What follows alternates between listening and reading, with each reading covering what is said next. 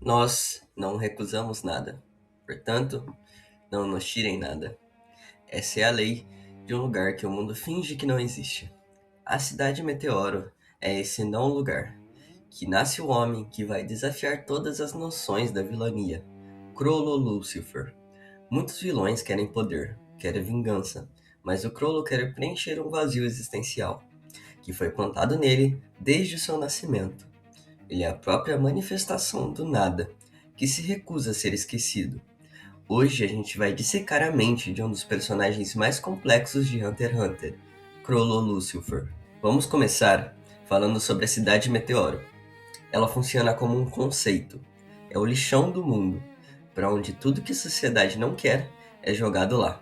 Isso inclui pessoas, muitas pessoas, pessoas que não têm certidão de nascimento, não têm direitos e muito menos identidade, pessoas que não existem oficialmente. Imagina crescer em um lugar onde o mundo literalmente joga o lixo e finge que você não é ser humano. Isso te dá uma sensação de insignificância fodida, que te corrói por dentro. Apesar de ter nascido nesse ambiente de merda, o Crollo jovem era uma criança brilhante, que amava dublar fitas de vídeo, que tinha amigos, que ria e que se divertia.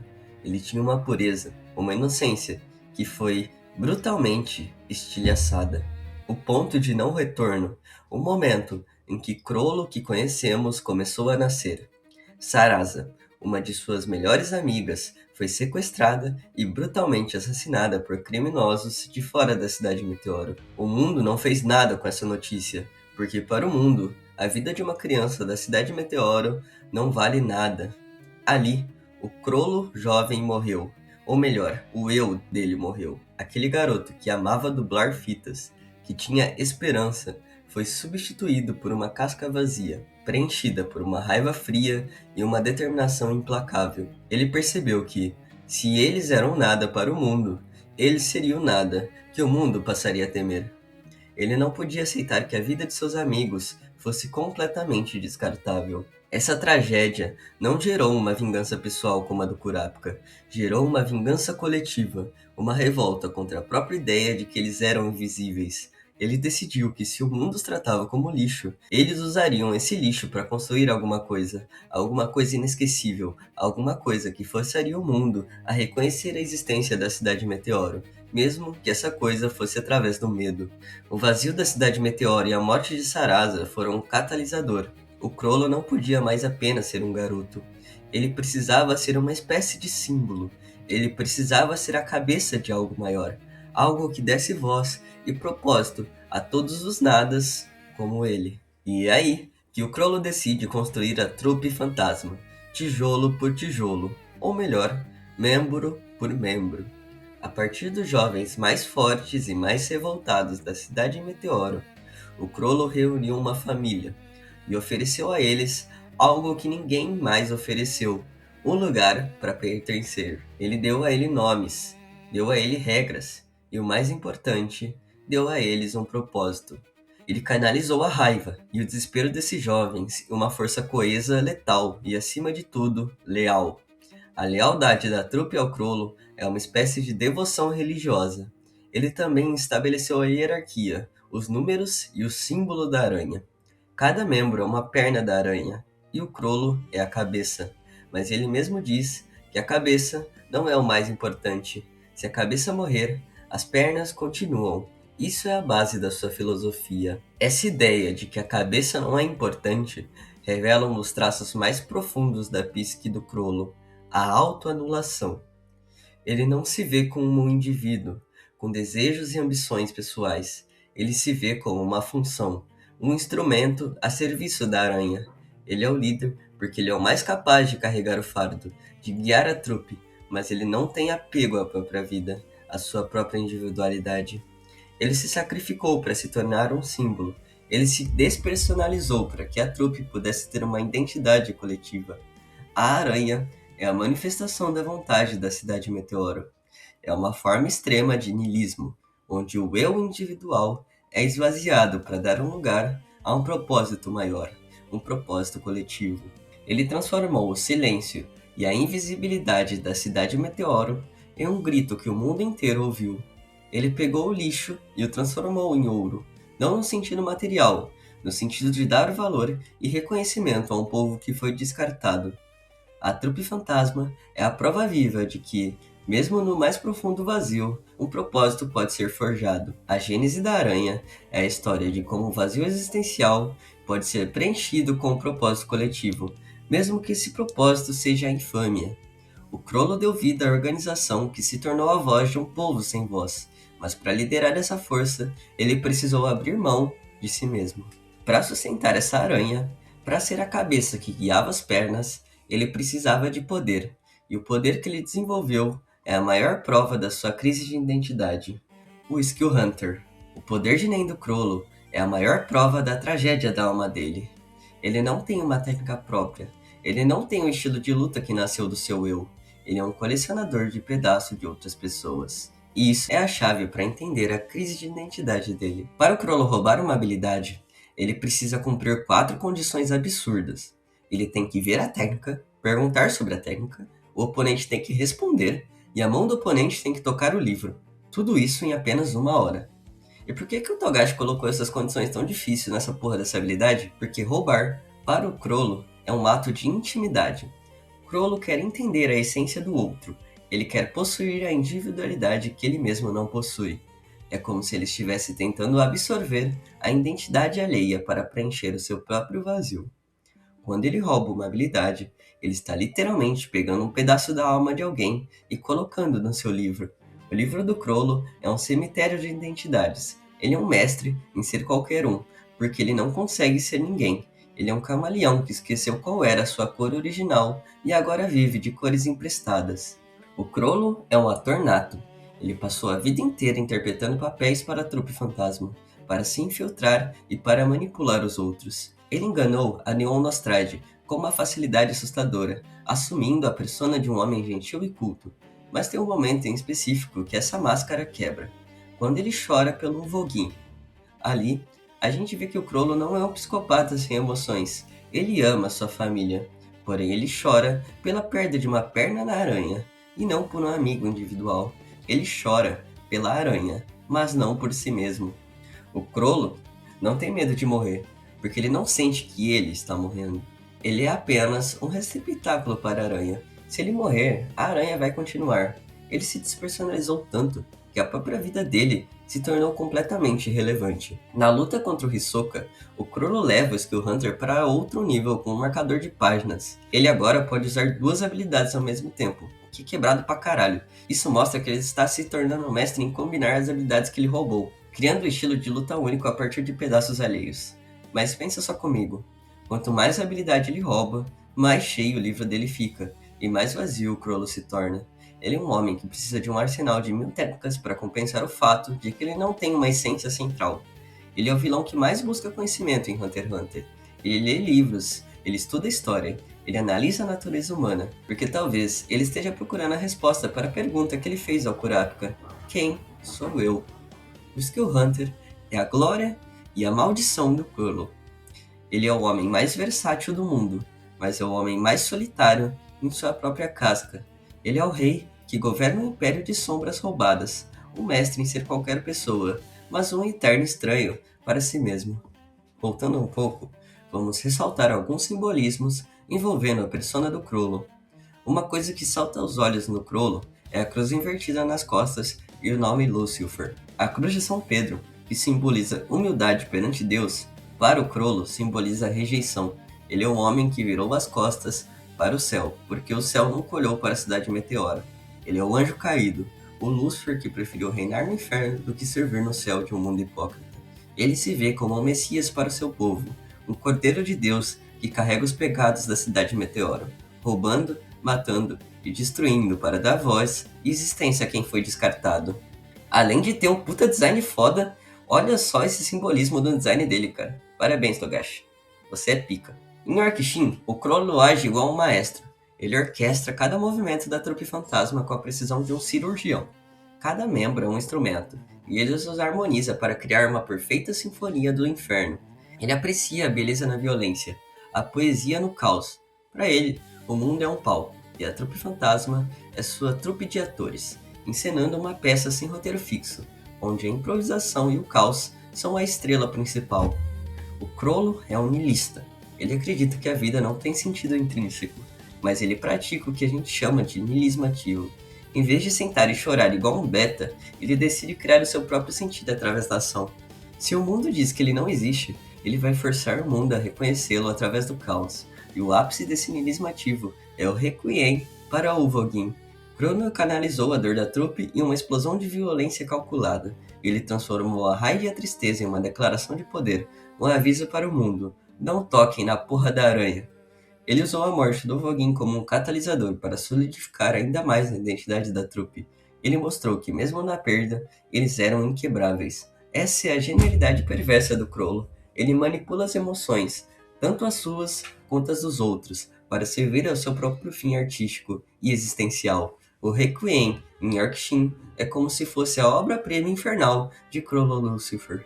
Ok, a gente já mergulhou fundo na mente do Crollo, viu como ele nasceu do vazio e forjou a aranha.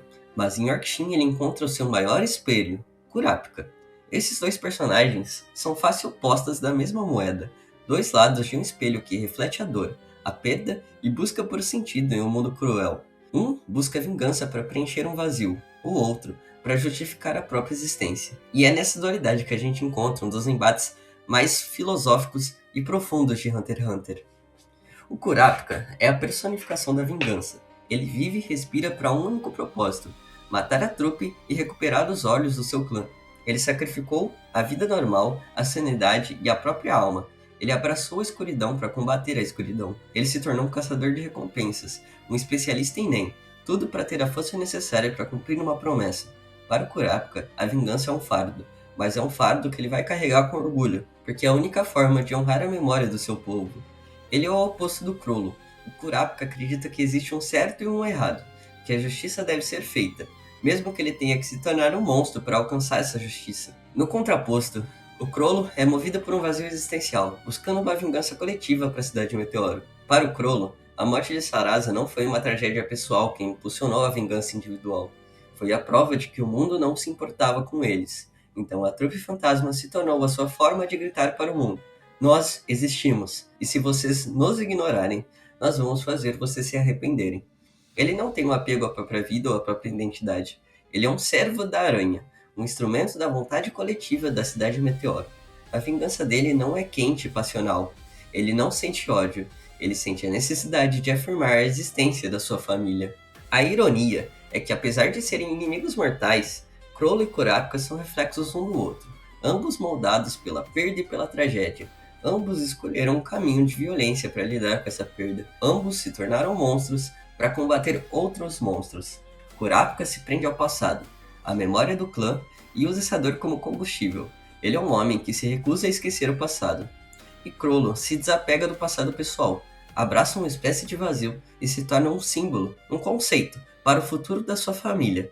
E ele é um homem que se recusa a ser esquecido. O confronto deles em Yorkshire não traz a vitória para nenhum dos lados. Kurapika consegue mobilizar Crollo, mas não consegue matá-lo. E Crollo, mesmo sem Nen, consegue sobreviver e eventualmente se libertar.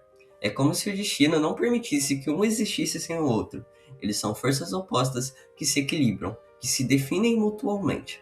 O Kurapika é o amor possessivo que se transformou em ódio e vingança. O Crollo é o vazio existencial que se transformou em uma busca por sentido através da pura destruição. Ambos são produtos de um mundo que os feriu, e ambos escolheram caminhos extremos para lidar com essa ferida. A relação entre Crollo e Kurapika é um dos pontos mais altos de Hunter x Hunter. Ela nos força a questionar a natureza da vingança, a natureza da justiça e a natureza da identidade.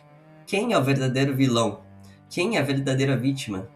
E a resposta, como sempre, para o Togashi é complexa e multifacetada. Crollo com seu niilismo e sua vingança coletiva, e o Kurapika com sua vingança pessoal e sua busca por justiça. São dois lados da mesma moeda. Não existe o certo e o errado nesse embate. Após esse embate, o Crollo é atingido pela corrente de julgamento do Kurapika, que crava uma lâmina no seu coração. Essa espécie de maldição o proíbe de usar Nen ou contatar o trupe fantasma. Crollo passa meses isolado, um homem comum sem o seu livro, sem o seu poder. Ele aceitou o castigo como parte do jogo da vida. E quando a oportunidade surge, ele a agarra e recupera seu Nen, e com ele, sua identidade como líder da aranha. E aí que entra o Hisoka. o Judas da trupe. Ele não queria um Crollo enfraquecido. Ele queria o Crollo no seu auge, com todas as suas habilidades para uma luta de vida ou morte. Ele orquestrou todo o confronto na Arena Celestial, um palco perfeito para o seu sadismo e para a genialidade tática do Crollo. Crollo luta para eliminar uma ameaça aranha. Ele usa todo o seu intelecto, todas as habilidades roubadas para tentar esmagar Hisoka de uma vez por todas. A luta contra Hisoka é a maior demonstração do gênio tático do Crollo. Lutando com eficiência brutal, ele transforma a Arena Celestial em seu próprio playground, usando o público como marionete. As explosões como fogos de artifício e suas habilidades roubadas como um arsenal ilimitado. Ele usa o Double Face para ativar duas habilidades simultâneas, o Order Stamp para controlar a multidão e o Sun and Moon para criar explosões devastadoras, transformando a batalha em uma dança coreografada de morte. O Crollo vence essa luta, mas ele não mata o Hisoka. Ele derrota o Hisoka, mas o Hisoka, com sua aura de Nen pós-morte, voltou como um monstro de Nen, um zumbi vingativo, com um único objetivo: caçar e matar cada membro da trupe fantasma, começando pelas pernas mais fracas. Shaunark e Cortope foram os primeiros a cair, e ali, o Crollo sentiu o peso da sua ideologia. Ele sempre disse que a cabeça não era importante, que as pernas podiam ser substituídas, mas quando ele viu seus melhores amigos mortos, ele não viu apenas as pernas da aranha. Ele viu o que restava da sua humanidade sendo arrancado. Ele viu a sua família sendo desmantelada. O Crollo que a gente vê agora no navio da Baleia Negra é um homem completamente quebrado. Ele tá numa missão de vingança, algo que ele sempre desprezou nas outras pessoas. E esse é o ápice da ironia final do Crollo. Ele tenta se desapegar de tudo, se anular em prol da aranha, mas a perda dos seus companheiros o força a confrontar sua própria humanidade. Ele está descobrindo que mesmo para a Unilista, algumas coisas importam, e a Trupe Fantasma e sua família de órfãos é uma delas. A luta do século contra Hisoka foi um divisor de águas para o Crollo. Ele venceu a batalha, mas perdeu a guerra contra sua própria indiferença. A morte de Shaunark e Cortope o jogou em um novo abismo, um abismo de vingança pessoal que ele nunca imaginou que sentiria em toda a sua vida. Ok, a gente viajou pela mente do Crollo, desvendou seus vazios, suas identidades roubadas, sua religião do caos, a dualidade com Kurapika e a vitória amarga com Hisoka. Mas agora, a gente vai entrar no limiar do desconhecido. O Crollo, junto com o que resta da Trupe Fantasma, está a bordo do navio da Baleia Negra, rumo ao Continente Sombrio. E nesse lugar, onde as leis da natureza são distorcidas e a própria existência é um desafio, vamos mergulhar em algumas teorias que pode acontecer para o final de Hunter x Hunter, ou melhor, para o final do personagem Crollo. O Crollo sempre foi um homem de desapego. Ele dizia que a cabeça não era importante, que as pernas podiam ser substituídas, mas a morte de Shaunark e Cortope, pelas mãos de Hisoka, quebrou essa fachada. Pela primeira vez, a gente vê o Crollo agindo por algo que se parece muito com uma vingança pessoal. E realmente é. Ele está no navio, não só para roubar os tesouros de Kakin, mas para caçar Hisoka até o inferno. Essa é a mudança radical na psique dele. O niilista que não se importava com vida ou morte, agora está sendo movida pelo puro ódio. Ele está usando a dor da perda como um novo combustível, algo que ele sempre desprezou nas outras pessoas. Essa vingança é perigosa para ele. Ele o torna previsível, ele o torna humano. E no Continente Sombrio, o ser humano é a maior fraqueza que alguém pode ter. E será que essa busca por retribuição vai ser a ruína do Crollo? Ou será que essa nova emoção, essa raiva visceral, vai ser a chave para ele transcender o seu próprio vazio e finalmente encontrar um sentido em si mesmo? Eu acredito que o Continente Sombrio seja o lugar perfeito para o Crollo. É um lugar onde a vida não tem valor, onde a morte é constante, onde a própria realidade é fluida. É o niilismo em sua forma mais pura e brutal. Para um homem que cresce na cidade Meteoro, um não lugar, o Continente Sombrio pode ser o seu verdadeiro lar. Lá, as regras da sociedade não existem. A moralidade é completamente irrelevante. A única lei é a sobrevivência. E o Crollo, com sua adaptabilidade e sua capacidade de roubar habilidades, é o predador perfeito nesse ambiente. Será que ele vai encontrar uma nova obra de arte para apreciar? Uma nova habilidade para roubar? Ou será que ele vai se deparar com algo tão grandioso, tão incompreensível, que vai finalmente preencher o vazio de sua alma? O Continente Sombrio é o teste final para a filosofia do Crollo. O Crollo sempre disse que a aranha era mais importante que a cabeça. Mas será que ele realmente acredita nisso agora, depois de perder tantos membros? O legado da Trupe Fantasma é sobre a criação de um lugar para aqueles que foram descartados. É sobre dar identidade para quem não tinha nenhuma. E o Crollo, mesmo em sua busca por vingança, ainda carrega esse fardo lá no fundo. Então qual será o fim do Crollo? Será que ele vai morrer nas mãos do Hisoka? Ele vai se sacrificar pela trupe? Ou ele vai encontrar uma forma de transcender sua própria existência, se tornando uma lenda, ou um mito no continente sombrio? Talvez o Crollo nunca encontre o eu verdadeiro.